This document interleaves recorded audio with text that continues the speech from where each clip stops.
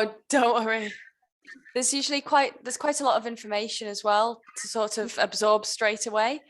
So it's easier just having the recording so you can listen back. Perfect. That's great. Great. So what I'll do is I'll just sort of talk you through, what a soul contract reading is, and then we'll talk about your numbers and things like that as well. So if you've got the chart in front of you, that's great. And if not, I can always share my screen. No, that's fine. I've got it. Ah, fab. Yeah, so a soul contract reading is something that goes to the essence of your life's purpose. Okay. So what it does is it describes your talents, it describes your karma and your goals, and how to apply them in the kind of earthly and spiritual calling of your life. Okay.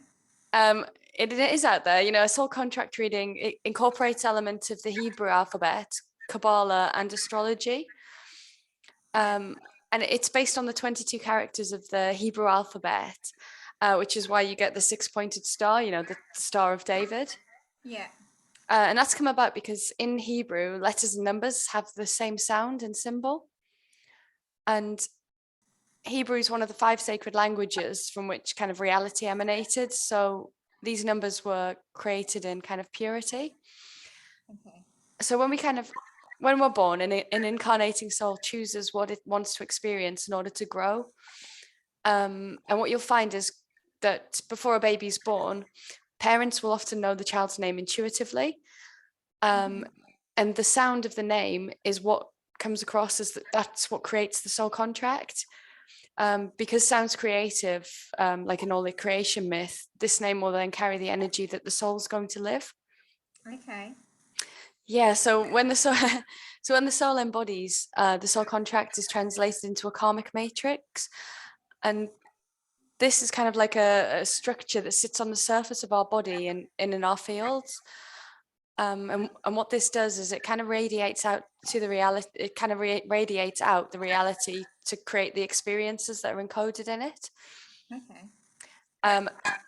Yeah, so it's literally, those set of experiences. You'll first have the physical, and then you sort of move into the spiritual side of things as well. And that's what your soul needs to experience in this lifetime. So on the chart, the soul contract readings presented on the Star of David. So the triangle that's pointing towards Earth, that represents the physical energies in a lifetime. And then the one pointing upwards towards the universe, that's the spiritual energies.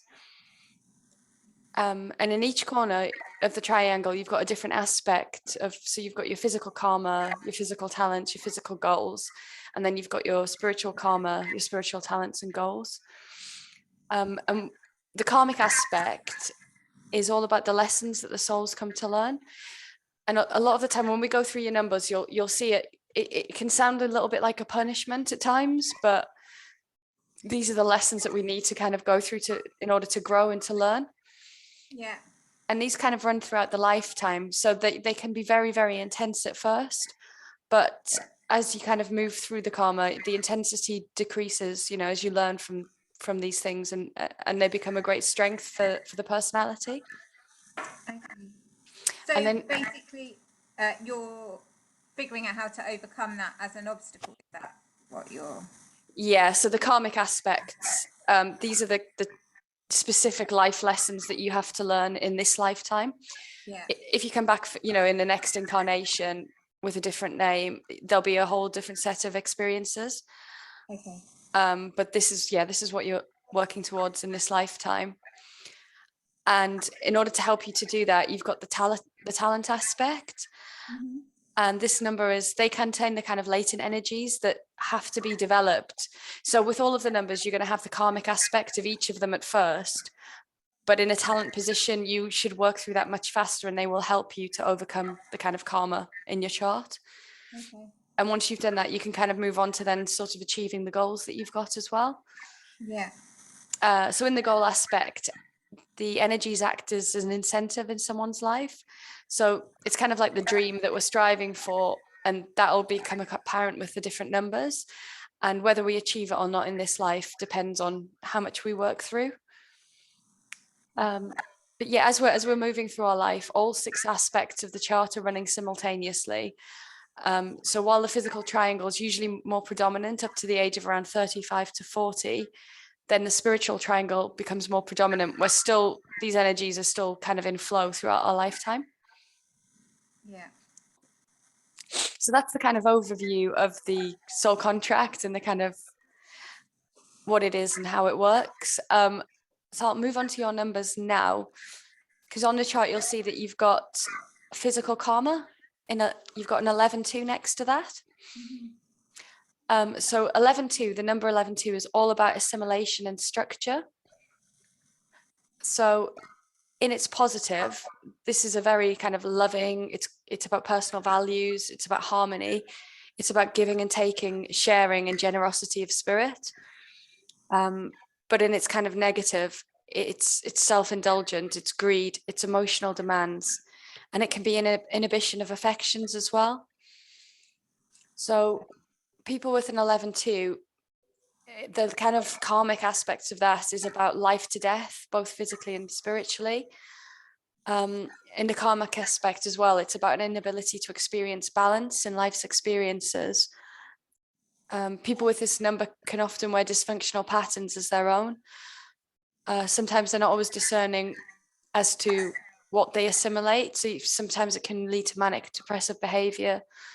And it's often a dependency on others as well, due to a need of structure in life that people with this number don't always feel that they can achieve on their own. So it can lead to immobility and underachievement. So that's the kind. I mean, that's the kind of they're the worst case scenarios in it. Yeah.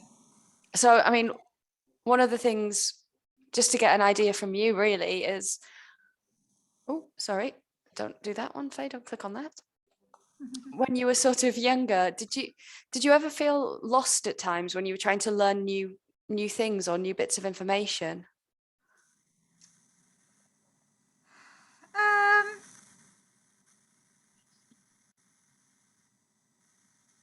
I don't know really. I think the learning was far, I think the learning bit, I didn't really have too much trouble. That was always something that I was quite adept at. Good. Picking up information. Yeah. Yeah. Can't think. I mean, yeah. There's more on being poorly coordinated, learning that sort of side of things. Yes. The physical side of things, but the intellectual side of things, I didn't find learning tricky. Yeah, that's people with 11-2s are highly intelligent, usually more than average. But one of the difficulties that they tend to find is it's the structures don't always work for them. Okay, yeah, fine. Well, I think I was really lucky then, because in terms of where I went to school and that sort of thing, in that it was not a normal environment. So I went to was a Montessori nursery, very, very weird 70s, very open, but for the primary, there were only 4 of us in my class at the end, and it was very much like we used to go on trips, we're out and about, people were able to develop it was not very rigid in terms of anybody express how they were, so it wasn't that sort of having to fit into a box. Good. Very bananas, most of it. No, that's brilliant. Yeah. That's actually really lucky as well for you, because a lot of the time people with this number, once they've got something, like they've conceptualized it and done it in a way that suits them, it's great, and they get it and they fly. But quite often trying to fit into things, especially earlier in life, is quite often a struggle for people with 11-2. Yeah, and I would say that's fair enough, because I did find, certainly outside of school, fitting in with groups has never been my strong suit. And certainly fitting in, when you went somewhere else for an extracurricular thing, and it was a bit like, don't really, that. I just think I was very lucky in terms of the educational establishments where I went, and it was kind of left to do what you were doing. Oh, that's brilliant. Yeah, it's no, that's really lucky, because I've done a few of these, and people with this in a karmic position tend to quite struggle, or if they found themselves in a job that doesn't necessarily work for them, Yeah. it's quite difficult. I mean, a lot of the time people can feel lost in life as well with this. Yeah. Um, Okay. if Yeah. if not in the right structure, but this is good. And this number as well is, it's all about, the goal for this number is all about creating a structure of truth. Okay. So that could be anything from a physical construct like a business, or or a building, to a philosophy of living, or a system of healing. But it's very important for 11-2s to do something that makes sense to them in their way. Yeah. Okay. Yeah, I was going to ask as well, do you ever feel at times that you're incredibly smart, but then sometimes that you're a bit more slow to get it and can get frustrated? Um,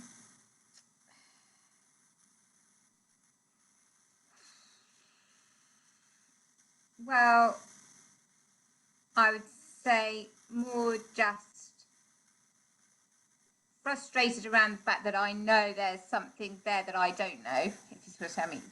So not so much that if I had the information, then fine, that would be fine. But just not being very aware that I don't know that stuff yet, and so therefore being held back. So more, I would say, yeah. Certainly, I would say not understanding how other people, I wouldn't say, just from when you're growing up, from that point of view, in terms of slow to get it, definitely slow to get it in terms of people being interested in completely different stuff, or I don't know, yeah, just not quite understanding, but that kind of aspect of things. So yeah, I suppose from that point of view, from the social emotional side, probably. That's okay. No, that's fine. That is something that 11-2s can often, that they can feel like that, and it can be a little frustrating at times. Yeah, yeah. But that's the kind of 11-2 in the comic.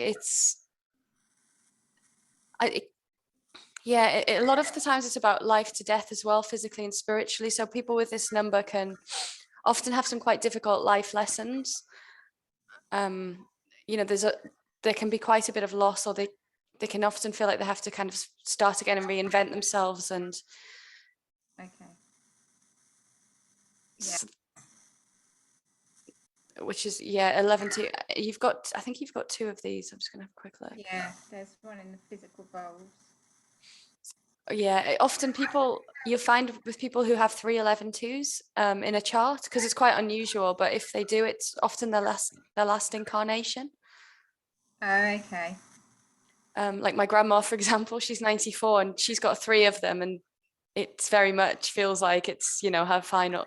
It's very nice almost, but Yeah, yeah. nothing shocks the woman or surprises her. She's like, yeah, I've been here before. So to get through the kind of karmic aspects of that, and it sounds like you've been quite fortunate in respect for the physical with that. Yeah. You've got 9-9 in your physical talents. So 9-9 is pure power.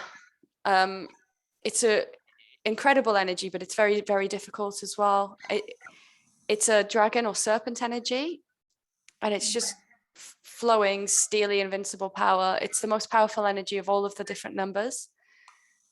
It's a spiritual number as well, so it's about creativity, being generous, organization, and warmth. But again, in its negative, it can be about vanity, pride, and dramatization. Okay. But this is for you; it's in a talent position. With 9, it's in order to move through the kind of karmic aspects of it, there can be quite a lot of disempowerment with this number. Okay. So that for you to get into the positive aspects, there can be quite a lot of kind of abuse. There can usually be a resistance to accepting and expressing your spiritual power. Okay. Sometimes people with this can have a tendency to misuse power, and it can kind of show up in control and in the destruction of other people as well. Okay. Occasionally as well, people with this number they'll create a reality that's kind of done to them, and this often stems from a kind of tough childhood, if the parents have disempowered the child, and it can kind of manifest as well as in abusive situations at school or work and things like this as well. So people with nines, the kind of key for what it is that they're here for, it's to come here to express their disempowerment and then to claim back any of the power that's been given away. The tendency to abuse power, it's unconscious, and it comes from often being traumatized. So when nines claim their power back, it can actually feel quite scary to them if they're not used to, feeling this energy. Mm-hmm. And there might be times when that kind of sudden realization of that power can be quite overwhelming, and especially when you can see the effect it has on other people. Okay. Nines as well, often, I've got 4 nines in my chart, so I know this one quite well. There can often be a blockage to creativity because they don't always trust their own channel. Okay. And because of a lack of trust, some people can live by rules, like by a teacher or a system, or they look for somebody else to guide them in that. And the downside of that is actually that they're just giving their power away again. Mm-hmm. So, I mean, for you, when you were little, were you ever bullied, or were you ever disempowered as a child, or? Well, yeah, I suppose. I don't know. So I didn't, I would say certainly as a child, what it's not in a nasty way, and I've Yeah, sort of gone through all this really, that's okay. through a lot of this. But so, my mum was quite domineering, very loving, the only child, and she desperately wanted kids, and it took her a long, long time. So it was very much of wanting you to be perfect and had to fit, had to be everything because I was the only one. And certainly my voice didn't count for a lot, if you see what I mean. So if it was like, oh, well, I want this. Oh, no, you don't. You want this. Do you know what I mean? To the extent it took quite a long time to, and even now I'm still working on it. But actually, somebody would say, well, what do you want? Well, it was very much trying to second guess what somebody else wanted before you would say what you wanted, because you needed to make sure that you were just saying what they wanted, not what you were saying. Yeah. That was so that was how it was as a child, but certainly I feel like I've moved on from that quite a bit. But yeah, I think that is a repeating pattern. It's finding people whose opinions are quite strong and then thinking, hang on a minute, that's your opinion, not, don't put it on me. Yeah, no, that makes complete sense. It's yeah, and I think as a result of that, it is you kind of attracted to people almost like that, and they come into your life as well, and it's one of those lessons. I was going to ask as well, do you have a means of like self-regulating? Do you ever get quite angry, and have you felt like you've had to hold that back a little bit? Yeah. Well, and even if you were, you were just, well, as a child, certainly, I was just told I was hungry. Yeah. Well, that's convenient, isn't it? You see what I mean? You're just like furious, and it's like, oh, you probably just need to eat something. Oh, right, okay. So it was diffusing it that way. So yeah, certainly not getting, certainly expressing anger was a bit of an issue. It has been a bit of it, and so now it does blow up every now and again. But yeah, I'm not the best at talking through these things. I am much more like, oh, just hold on to this stuff until, yeah.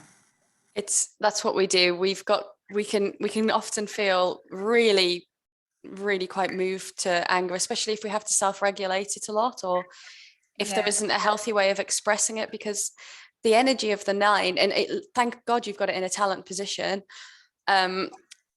which we'll move on to shortly, but it's such powerful energy that when it really flows through you, you can be quite overcome sometimes, I think, and surprised. Okay. And if you're quite good at reading people as well, I don't know about you, but sometimes you can say something that will really hurt the person. It doesn't even need to be angry or aggressive, but it could just be something that really cuts to the core. Yeah, okay. But this is 9. I mean, the good thing about the 9 is once you've kind of worked through the negative aspects of it, of which there are many, in terms of the disempowerment and having to feel the full range of emotions and express them in a healthy way. Okay. It's really catalytic. So for any of the kind of, in terms of in a talent position, it can just burn through any of the kind of disempowerment or the karmic aspects of a lot of the other numbers. Okay. I mean, you know, when you get going with something, whether it's work or do you just find this energy sometimes to just continue on? Yeah, yeah, definitely. I mean, people often say to me, I don't know how you're doing all these things. Mm-hmm. Oh, fine. What you're bothering about, but yeah. So Exactly. Yeah. That's your nines. It's okay. sometimes it can be quite exhausting too, because you've just gone, and you need to recuperate. And Yeah, yeah, okay. so that's the case. So that's it in your talent position. That's interesting that you say there that it's really important to feel the emotions and express them, because that is certainly something where I'm massively blocked. Yeah. I was the same, completely frozen for years. Yeah.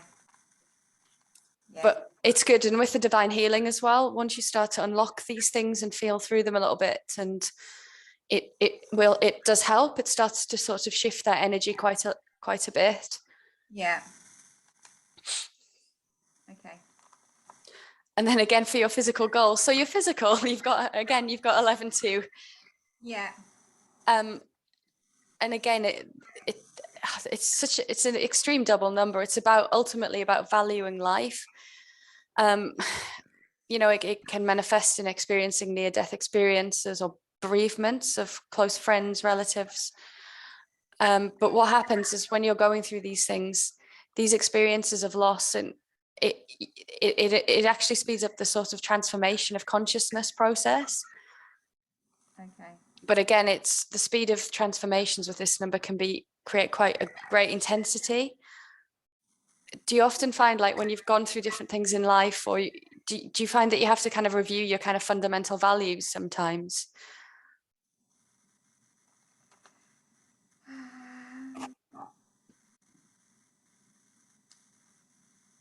I'm not sure about that.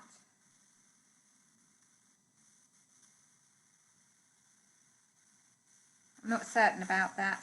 That's right. I really pay much attention to my values. That's okay, don't worry. No, that's fine. I'm just thinking because I'm trying to think about the certain events that maybe would constitute that. I mean, certainly, I did definitely have a massive shift and really struggle. Say, following the death of my grandma, I did have a massive shift and struggle, but not. I mean, just like had a period of time where things went a bit, you know, awry in certain ways. But I'm not certain in some of the other things whether I have had a shift of values or not. I don't know, because some of the things that maybe have been quite significant probably. Oh yeah, maybe, but probably they also required. Yeah, actually, maybe one of them. Yeah, maybe in terms of thinking that you had to be one of them. Yeah, in terms of thinking I had to be capable all the time and always be able to do, and then suddenly think, oh, actually, it's okay. Yeah. Not be able to do, to not be capable all the time. That's also all right, and you can get through it. Yeah, and having that vulnerability. Yeah, yeah. So maybe, yeah. It's the 11-2, as well as the kind of structure and assimilation. It is the death to life, and it's kind of like a death of who you are at times, and then a birth of a new level of awareness. And Okay. but the fact you've got it twice, these are the lessons that are, there's no coincidence that this number's come up twice for you. So for this life, that these are going to be the hardest karmic aspects for you in your goals. But it was probably more in the first half of your life, it's because you're in your early 40s, aren't you now? Yeah. So the sort of shift's probably already taken place, and you moved now into more of the spiritual side of things. Yeah. Okay. But there'll still be karmic aspects, that we're always having to grow and work on things. But it wouldn't be surprising if things around your 11-2 came up in divine healing, just with. Yeah. Okay. So we'll move into the sort of spiritual chart now, and you've got a 12-3 in your spiritual karma. which is all about the expansion of love and knowledge. So it's 12-3 is about expansion, expression. It's about flowing, seeking growth, and it's kind of symbolic spirituality. Its star sign is Libra, so it's about harmony, balance, idealisticness, to being, togetherness. And it's positive. It's also about expand. Yeah, it's about a thirst for knowledge and seeing the beauty in things. Also about teaching and sharing that knowledge once you've accumulated it. Okay. It's about communication, leadership, initiative. Again, balance in life, balanced sexuality, and bringing things out of the depths. It's also very catalytic. Your numbers are quite powerful, not just the 9s, but you've also got the kind of catalytic energies of the 12-3.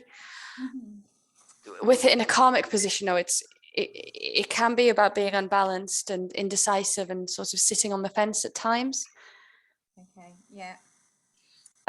So the prime lessons, when you've got it in a kind of karmic position, it's all about learning to balance out the physical and the spiritual. Quite often in life, there can be obstacles in the way of preventing this as well. People with this number sometimes try to expand, but can often be kind of limited and restricted. Okay. And people can often manifest like an emotional or physical illness as well to sort of limit them. It can be a very tough lesson for some people having this number in karma. There's also self-guilt and a lack of self. It's quite common. And this can often sort of result in a bit of a need for approval from others. Okay. And then there's a threat of emotions and sexual desires as well that can also interfere with spiritual growth for some people. I mean, have you ever felt kind of like out of balance? Is it quite easy for you to feel unbalanced? No, I would Good. say Yeah, no, it's good. no, not well, yeah. I don't know. No, not really. I generally this is why I was saying to you more of that it needing more to, feeling like I hadn't been feeling the emotions, because that I would say that I am generally on a level. But you see, maybe that's because I'm squishing them all. So do you know what I mean? Maybe I am, but I'm not really aware of it. Okay. And has it always been like this for you? Have you always kind of felt on that level, or? No, I would say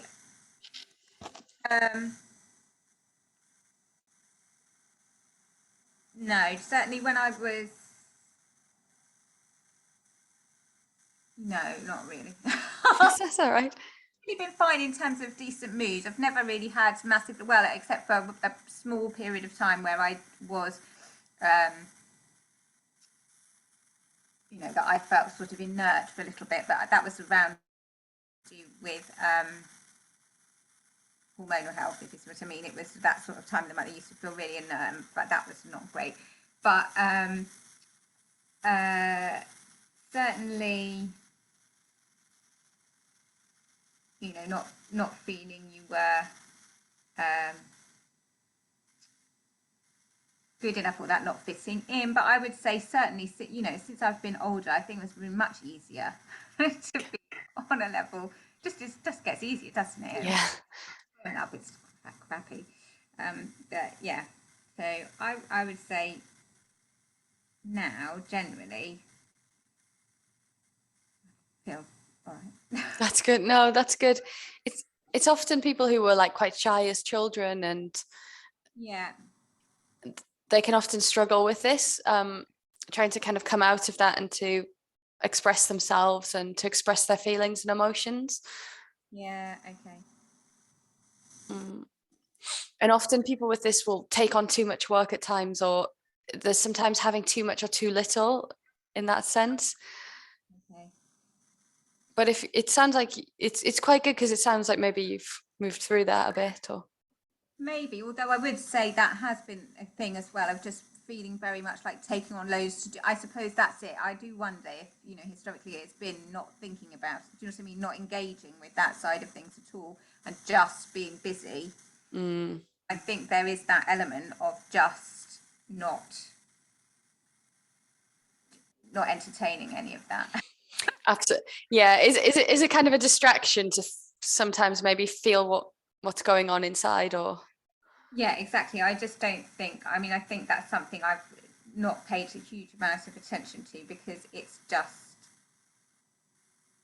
just much easier to be pragmatic. Yeah. Okay, that's your 12-3. So yeah, that would be it. Okay.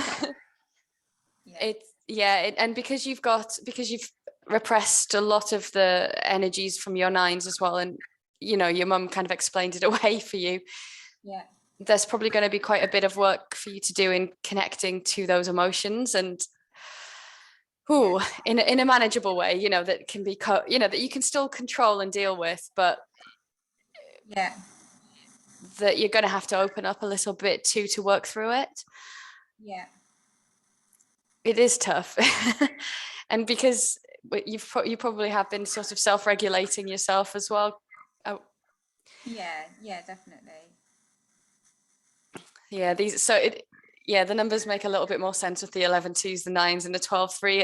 It's there, and it's just kind of tapping into that, but in a way that isn't too overwhelming for you, I think. Yeah. Okay. Okay. And we'll move on. So your spiritual talent is 4-4, and this is all about trust. So on it's a lot of people with this will go from sort of poverty to wealth, and it can be about abundance or feeling like there isn't enough or there is enough. It's all to do with that kind of security. Okay. And a big part of that as well is about sharing it. So people with the 4-4s have the ability to learn something, and they have this uncanny ability to then share it in the exact same way that it came to them with someone else. Okay. It's the ability to kind of duplicate self, to absorb and to share with others, and to build. People with 4s have a really great amount of power to be successful in a given field that uses these energies. There's a huge incentive for achievement quite often, and they're often very good in business and making money. And they have good managerial abilities as well, quite frequently. The positives are all about abundance and the flow of nature, sharing, intelligence, success, achievement, faith, but then allowing and trusting that new opportunities will come. But there's often work around self-worth as well. Okay. Sometimes in the negative, it can lead to pride, arrogance, or an excessive desire to be special in certain people. And it's also a number, it's about barren to fruitful. So it's ultimately about learning to trust, in the universe, and to feel connected to the flow of abundance coming. Quite early on, people with this energy can sometimes feel a little bit insecure about things in life. Sometimes they can feel as though they can't trust that anything will be there for them. And often you find people with this number will be quite self-centered, so they hang on to like what little they perceive to have. But yeah, once you learn to like trust in the flow and share of that, the more that comes, and it's about knowing that. Some people with this number will have children as well, so that they'll manifest children so that they learn to share themselves completely. Okay. And these people need to learn to have complete faith that they're going to be okay and that they will be supported in their ventures. It's a number that comes with a lot of awareness and insight. People with this have a tendency to kind of anticipate what's going to come next, which is interesting because people with 8s tend to be quite clairvoyant, but with this, it seems people just sort of know what's going to play out next for them. Okay. But yeah, I mean, have you ever felt kind of unworthy or about receiving any, like the flow of life, or? In terms of, I don't know if that fits. Would say,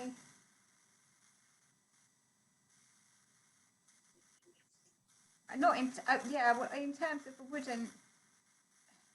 I wouldn't treat myself. Yeah. Okay. Yeah. Okay. Like, do you see what I mean? In terms, but I wouldn't know that if things had been given, if you would think, oh no, that shouldn't have. I don't know. Well, I suppose maybe. I mean, we wouldn't.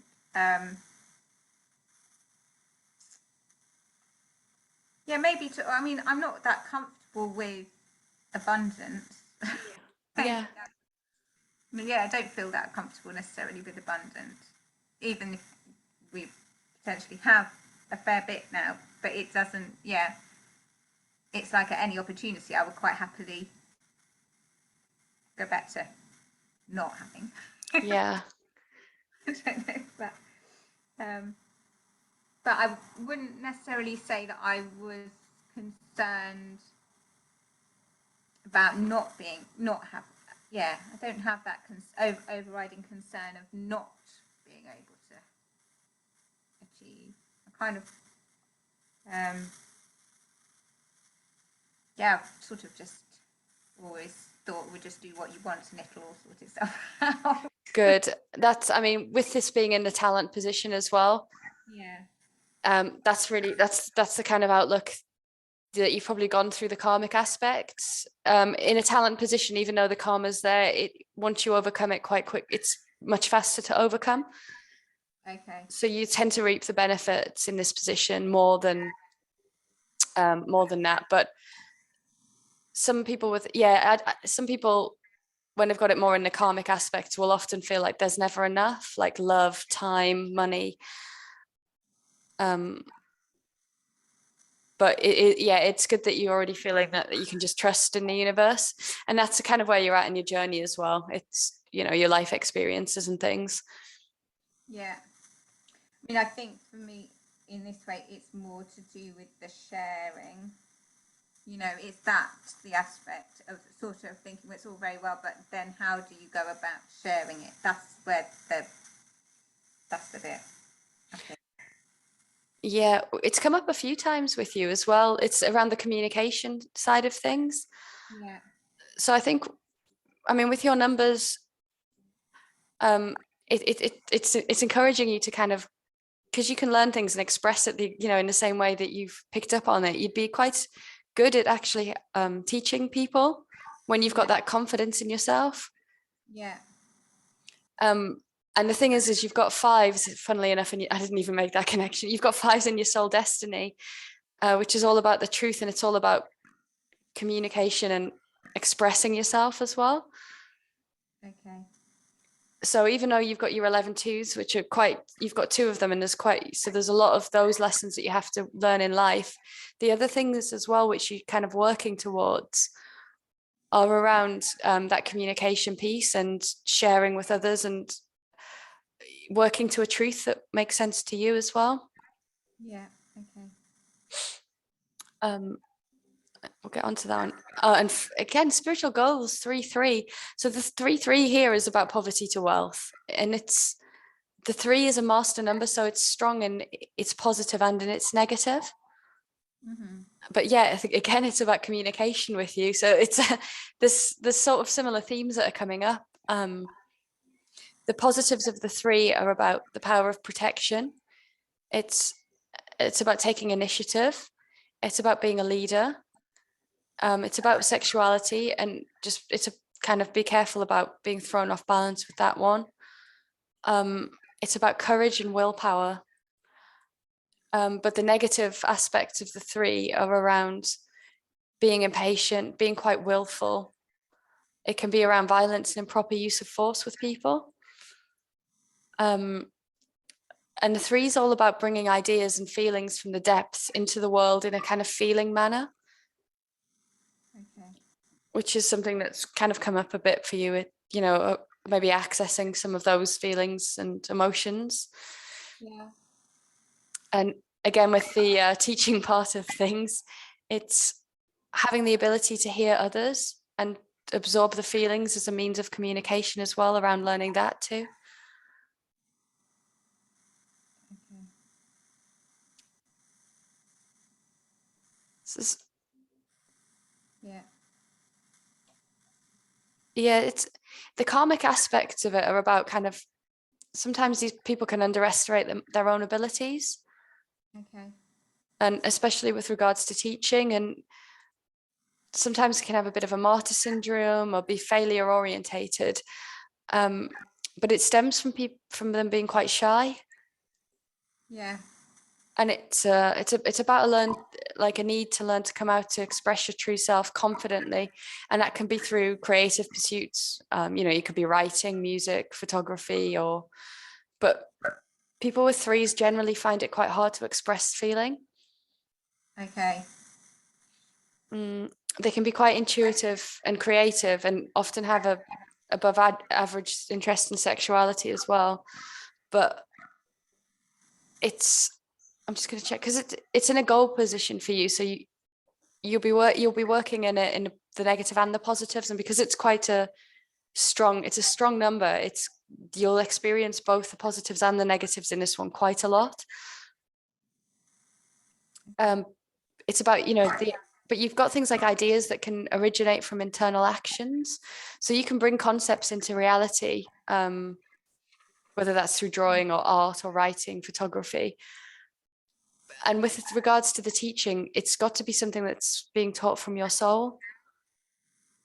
Okay. So which is interesting because it's similar themes with you a few times, that it's coming back to kind of self-expression. Yeah. Did you ever want to be invisible when you were little? Um. Yeah, maybe, or just like above everybody. So yeah, so you were looking, but no one would see. Yeah, I suppose maybe like that. Interesting. And certainly, it didn't. I wouldn't have said. I mean, you did. I did feel outside. Do you see what I mean? I did feel a lot outside of things. So I suppose you were like an observer, and people didn't really pay much attention. So from that point of view, yeah, I can't think. Yeah, yeah. You certainly never wanted to be. Never wanted to be centre of attention. So. No. Oh. Yeah. Was it when you needed to sort of express yourself and things like that? Did you have a means of doing that? Was there anything that you were able to do when you were younger to? Um, well, I did. Just thinking in terms of creative expression. So in terms of if you were, I suppose I did do art, and but even there, I would say the majority of it would have been observational stuff.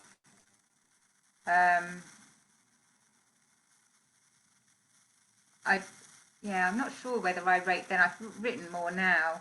I've written more recently than I did then. Yeah, I don't know, maybe art, maybe. I mean, I did do music and stuff, but again, that was, so the emotional side of things, I suppose, maybe through doing singing and stuff would have been a release. Yeah, but nothing. If you're thinking it from the point of view of you creating from nothing, that's what I mean. Maybe stories. Yeah, I suppose I did. I wrote stories when I was little. Yeah, I wrote some, long epic. I seem to remember it going on for pages and pages and pages. Yeah. So yeah. It's quite good to the thing about remembering how you did things as a child is because when we're children we're a lot we're a lot less influenced. Yeah. And we tend to do what we sort of have ways of looking after ourselves and doing things that we don't realize until we're adults that we have to kind of relearn again. Yeah. So one thing that is quite interesting, I think I should say, and so I did as a kid. I used to have really, really vivid dreams, and then have been through a period of not having dreams for not really remembering dreams or having dreams for ages. I mean, I think some of that was because my sleep was so disturbed because I had to wake up almost hourly to check on my daughter. But recently, that's come back. Really, Ah, and discussing with somebody, and they were talking about lucid dreaming. So I've just done this, like the last 2 nights, and they were saying, "Oh, think about this theme, think about this." I've done this thing, and they're all just like, "Oh yeah, and it's like, "Oh right, okay." That's because that was, I mean, a big deal for me as a kid, and hadn't. And I just wonder. I mean, obviously, there's been loads. I've worked with you, and I've worked with various other people to sort of try and get things flowing a bit more because things were so blocked. And I was just like, "Oh, I wonder if that's been linked to that ability returning." good. It does. It tends to be the things that we might have even forgotten about, but Yeah. certain things that we're much more in tune when we're children, and we've got a much better connection. Yeah. So the fact that you've had the lucid dreams, that's great. It's great. It shows something's changing, and Definitely. I'm really happy about that. That's good. Is there anything else that you experienced when you were little like that? No, I'm not certain. I mean, that's the main thing. I mean, because the other thing, I don't know whether it was, more like visualizing things. So I remember, I recall, and I don't think I was asleep at the time, but I recall, as a youngster, it sort of being very linked to midnight and this weird sort of black and white spiral vision thing, and it was just all very odd. But and that happening a few times. So don't remember that. But yeah, it's almost like, like those sort of spin the wheel things, but in each different segment, it had like this different weird black and white character person. Very odd. But anyway, but I'm trying to think as a child, what else? No, I'm not certain. So yeah, I would say it was sort of, I would say the dreams and certainly art and painting I did more as a kid. Singing I did more as a kid than I do now. And yeah, creative writing. Although now I would say I do still do the writing more, but obviously more in a professional capacity. But you still can express yourself. No, that's really good. And it's really good that you're doing these things as well. It sounds like you're quite visual. It sounds like you're quite visual. Yeah. So maybe having the sight, and with the fours as well, that kind of just kind of knowing what's going to happen next. That's probably where some of your sort of talents will lie, around the kind of visual sort of messaging and things like that, maybe. Okay. Yeah. Yeah, that makes sense, because some people, I've got them all, but to different extents at different times. But the predominant one is feeling everything. But it sounds like, yeah, if you've had that, and with the visuals, the different kind of black and white in each, I don't know how it was, like each square almost, or whatever it was. Yeah, exactly. Yeah. Yeah, because when you said that, I got a picture of what you saw, I think. So I think you're very visual. Okay.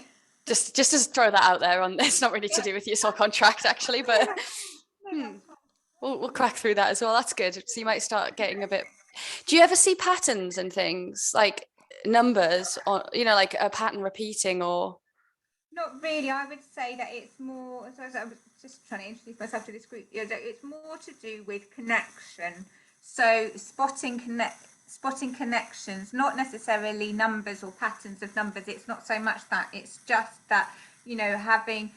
And I don't know if it's necessarily visual, but just sort of if I'm thinking about something, and then it will be like, oh no, but that completely links to that. Oh, and that completely links to that. And to the extent that people were always a bit like, what the hell is she talking about? Because I would quite happily in conversation refer to something, assuming that they understand that I'm linking to some sort of TV program in the 80s, because clearly that's obvious. Yeah. No, I totally get that. Yeah. It's more those connections, I would say. And yeah, things that are seemingly random together. No, that makes complete sense. Okay, so those kind of synchronicities and those links between things. Yeah. That's just pay quite close attention to that, because that's how you're going to get communicated with. Okay. So you like music, right? So there might be certain lyrics in songs that suddenly you're like, oh my God, that suddenly resonates with me. That's why I was obsessed with this song, because that was about this. And Okay. it starts making a lot more sense. Okay. It was I was Come doing through that sort of thing. Okay. yeah, and I think that's how it will work quite well for you. Or if there's, a film will have a message and you're like, hang on, is anyone else picking up on this? They're probably not. Um, Okay. Yeah. Okay. because I realized that the other day I was wearing it was 2 years ago actually. It was summertime. I was wearing a hoodie and it had "All our gods have abandoned us" just written on, and I just pulled it on because I was cold. And Val was kind of looking at it and she's like, "You're literally wearing your influences on your sleeve." And I was like, "Oh yeah." She's like, "There's no coincidences, are there, with you?" And I was like, "No." She's like, "I've just started to pay attention and I've realized." And I'm like, "Yeah." And, Yeah. Yeah. and I was like, so we were talking about music and I gave her some songs and I was like, oh, and we were listening to the lyrics on them and I'm like, bloody hell, this is explaining about the 3D and the 5D universe and this song's written in Fibonacci sequence. And she's like, how old were you when you were? And I was like 13, 14. She's like, it's all Yeah. there. It's all, and I'm like, yeah. And I guess music or films or books or Hmm. they always give you messages as well. Yeah. Okay. Yeah. I think that is it. Maybe with the book, certainly. Honestly, it's funny. I've joined this group, and it's just quite funny because various things keep popping up. And you're just like, oh, yeah, yeah, that. Oh, yeah. And it's just like somebody will mention something, and it's like, oh, yeah, completely. Yeah, I've read that, and I've read that one, and you're like, okay, right. Yeah, it's quite rare people that have that. Like I picked up the Visconti tarot deck the other week and then I was like, oh, reading about the Cathars. And then I was like, oh my God, that relates to this past life regression I did where I was a priest hiding. And then But suddenly you're like, oh, this explains this and this. And it just all ties in and okay, it's like pattern recognition a little bit. okay, okay. So that makes sense. That's okay. That makes sense. So that's where your talents will be as well. And that's why it might be sometimes more hard to express, but you absorb knowledge really well. Okay, yeah. So it's about learning to communicate these things in a way that people can understand, and that, doesn't make you sound like you need to be carted off, basically. Yeah, maybe yeah. Yeah, okay. But that's why the communication piece keeps coming back for you. And yeah, interesting. To manage the threes as well for the karmic aspects, people with this number, you need to be encouraged to express whatever feelings that you've got available and to allow yourself to feel them, Okay. because this is going to start movement and it's going to slowly draw out sort of deeper layers of hidden feeling. Okay. And divine healing's good as well, because sometimes it's like an emotional frozenness at times and you just have to gently and slowly work through that. Sometimes people with this number as well, there might be a feeling around worthiness. So there's healing work around that and being loved as well. So this goes really well as well when you're slowly experimenting with expressing yourself or people with this number, in the world, to slowly build that worthiness and gain confidence in the abilities. Okay. Okay, this one's a weird one. There's a thing called ear candling. And Okay. it's basically heating your ear, but it's to clear energy blockages and it can help with what's really being said. Okay. And if you find it difficult, say you and your husband, you're, I don't know, arguing or something's not going right or whatever, have him speak to you in your left ear, because you absorb things better in the left ear. Okay. Because energetically, the right ear can be a little bit more deaf. Okay.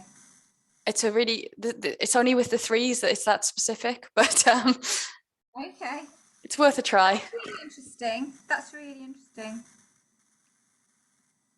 Yeah, okay. Yeah. I don't know if it's my right ear, but I'm just thinking about the way we sit on the sofa now versus before. Because it used to always be someone would talk to me, and yet, and they've spoken, but it takes a while for you to register what they've said. So put off completely, because you know, they speak to you and then you're like, what? And then you're like, oh yeah, and then all people will be thinking you're not really listening, but you're just processing is the issue. So if that's your right ear, it's much energetically, it's much more deaf than the left, so it will take longer to absorb and to. It's such a strange one, but give it a go. Try and be mindful of that, and get people to speak in your left ear, and just see if it just flows a little bit easier. Okay. Although I said this to my friend Jen, and our husband walked in when we were doing the Zoom at the point, and he went up to her left ear and said, "I'd like a blowjob now." And she was like, "Go away, Mark, go away." You're not listening. Yeah, she was like, "I'm definitely not listening to you. Go away." He's like, "It's not working. I've tried." But yeah, joking aside, it can help. Okay. And your soul destiny, which is not a coincidence, is 5/5. And it's all about the truth. So the energy of the 5, and it's positive, it's very pioneering, it's very courageous, it's assertive, and it's about freedom. It's very, very important for people with 5s to express themselves. They work best as channels and mediums. And they can do this often through automatic or creative writing as well. Okay. I've got 4 5s. So it's in the negative, it can be quite selfish, arrogant, a bit impulsive, impatient, reckless, immature, impetuous. You can be a bit of a daredevil or jump in feet first. Okay. Yeah.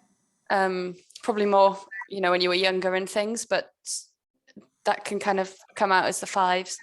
And the most important thing with this number is all about speech and self-acceptance. Okay. In terms of like truth, is it really important that that speaking the truth, is that something that really matters to you a lot? Yeah. Definitely. I mean, I can't. Yeah. If somebody's. Yeah, definitely. I mean, I remember I think I don't know if I said this before, but as a kid, just something so simple as being at the dentist, right? And this chap telling me to, look at the ceiling, blah blah blah, and not telling me what they were going to do. It's just like, just tell me. Yeah. And that whole sort of like, just tell me straight what the agenda is, then I can make a decision. Don't say, oh, blah blah, just try and cover it up and then do something. Oh, I want to know. Exactly. Oh no. How are you with surprises? I don't suppose I get many surprises. Oh. I mean, but yeah, probably not all that. I'd rather know what it is. And yeah, I mean, I don't know, I suppose.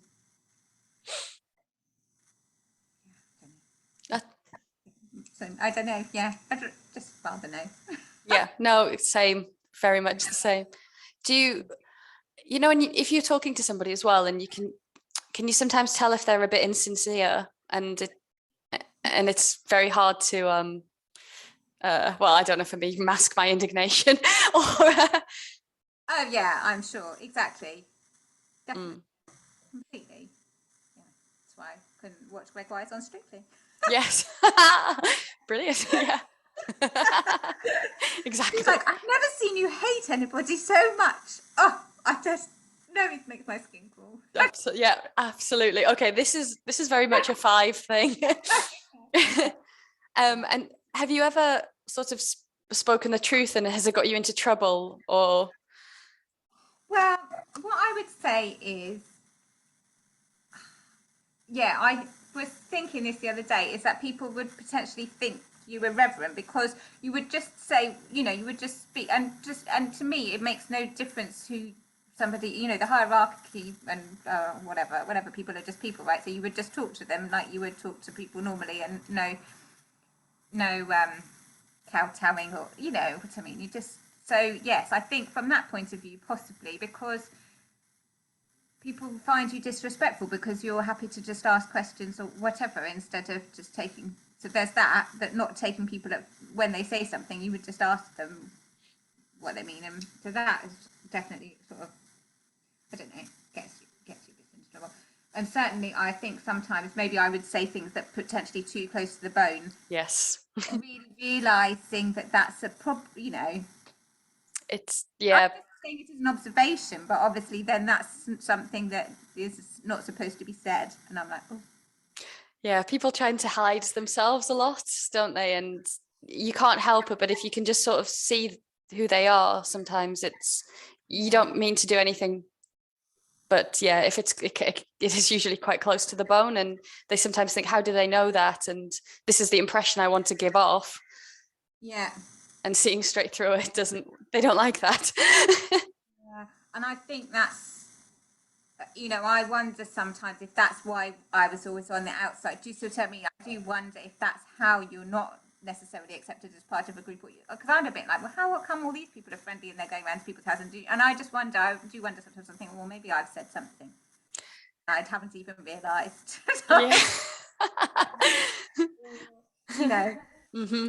Just being just generally being a bit forthright and that not being the energy that people are keen on. I don't know. People don't like to see the truth about themselves. That's and all of us included, I'm sure. We. Yeah, of course. But that's very much the fives, and because this is your soul destiny, it's very much about sort of stepping out into the world, but expressing your own sort of truth. And being okay with that, and acting on it. Do you get like a gut feeling if something feels wrong to you, or it?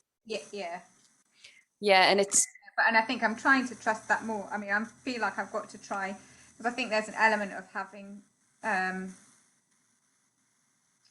rationalized, you know what I mean, spending too much time rationalizing, and then that's what I'm trying to be less. Yeah. Trying to be less rational and more just listen to what your gut's saying. Get you back into the body again and feeling and. Yeah, and so I did the was it Elena did the human design, and it came up with that being the sacral center or whatever, where it is the whole you're the same. Yeah. That's exactly the same. Yeah, so I think that kind of fits with that, in having that feeling of whether something's. It's a strange one because of your energies as well, and what keeps coming back is like sexuality and sex and things as well. And I find that really, for me, okay, just to let you know, completely not. Do you know what I mean? To me, that's just not anything. Yeah. Well, that's what the impression I'm getting from talking to you, but then really repressed, because that's just not. Yeah. I'm not interested in that. I haven't really been. Yeah, no, that's fine. But it's interesting because it's the sacral center as well. It's I'm sure she told you already, because I've got the same thing. And if people want to, it's like a magnetism. There's something that you're giving out on that. Okay. And I think maybe you'll enjoy it more. You know what I mean? Be more interested when you're kind of back in your body again. Yeah, exactly. Yeah. Just because of the charts as well. It's quite, even with the five, the empathy of fives and things like that, you tend to feel a lot of emotion and things. So it's yeah. But we'll just see what happens, I guess. Take it as it comes. Yeah, definitely. But yeah, so for fives again, it's being very careful not to use your intuitive abilities improperly. Similar to the nines as well, not to abuse the power of them or take them for granted. And if you're in a bad place, it's quite easy to manipulate the fact that you can see people for who they are and hurt them quite easily. Yeah. Okay. With the fives as well, another karmic aspect is that you can be quite subject to negativity and depression. And this tends to be because of the sensitivity that it's very hard to adjust to society. Yeah. We can come across as very floaty and ungrounded, and similar, as you've already said, very mental and intellectual, living in your head a lot. And we can often find it quite difficult to assert ourselves. Yeah. And the downside of that is that can often then manifest as abuse in our lives. And and that's because we have to experience the misuse of the power and how to overcome it. In that respect, there's a similarity with the 9 as well. Okay. Yeah, so that's, so yeah, I mean, 5s typically, it's really difficult for us to sometimes find the motivation to deal with intangibles and how to use them. So like we can be aware of our spiritual abilities, but we might often not have enough strength inside to take a chance that they're real. Yeah, okay. And we're often ungrounded and spaced out. So, we might take on a lot of work and be really good and power through it, but then somebody can ask us something and we're just like, what? It's really kind of unfocused. Yeah. Okay. But interestingly, again, because it's in a goal position, in your soul destiny position, the 5s are the kind of lessons that you want to be sort of learning about and working towards. So when you've kind of worked it through and transmuted as much karma, from the other numbers as possible, and you're in the kind of positives of the numbers, then you'll start moving into the kind of 5s. Okay. Yeah. But it's interesting because you've got a lot of, and it's not kind of black and white. Your physical karma, in your 11 too, it might be that actually you're way more advanced in the spiritual in something else than you are, even though it says sort of 35 to 40 when you move into the spiritual. If you haven't overcome a lot of the physical aspects, you'll still be working through them in the second half of your life, and vice versa. It's not a hard and set fast rule. Yeah, okay. So you're kind of working on them all, but some more than others. Yeah, and from what it sounds like today, you've moved through quite a lot of the karmic parts in the areas that are in your ironically in the karma. You're great with that. It seems like you've moved through quite a lot of that, but then some of the talent areas sound like there's still a bit of the karmic aspects in those numbers. Yeah. Okay. Yeah. No, that sounds fair enough. So I'll go through it all again. I realize that it's a lot of information, and life experiences for everyone's different as well. So some of the things will resonate more than others. Yeah. And I'm sure just sort of thinking on it, and then it will be like, oh yeah, that. Oh yeah, definitely. I'll come to you. And with your 11 too, anyway, you're going to play over things. So that's okay. Yeah. Right. Yeah. Okay. Interesting. Thank you. No, you're very welcome. And I mean, there's recommendations as well. So maybe once you've kind of gone through the numbers and had a bit of a think about them, and if you want further reading as well, I can send you there's 2 different books on your soul contract decoded. So it goes into a bit more about the numbers if you're interested. Okay. Yeah, that'd be interesting. Yeah, definitely. Or I could just take photos of the pages. That would be easier. And then you don't have to buy the book. Whichever, yeah. But it's just, yeah, those are the kind of life lessons that are playing out. I've made notes as well, so I'll send you all the notes. Oh, perfect. Thank you, Kate. That's really kind. No problem. And then you've got the numbers and everything as well. But I think it'd be really handy, like to do any of these things that we can do to try and unblock some of this stuff. That would be really handy because, yeah, some of these things it resonates quite, quite a lot. Sort of at the moment, various things that are happening. I'm thinking, oh, okay, that's quite interesting. It's good as well because with divine healing, we can either just do what comes up naturally, or if there's really specific areas, then we can just say, look, we're going to dedicate the hour today to focusing in on this. Yeah.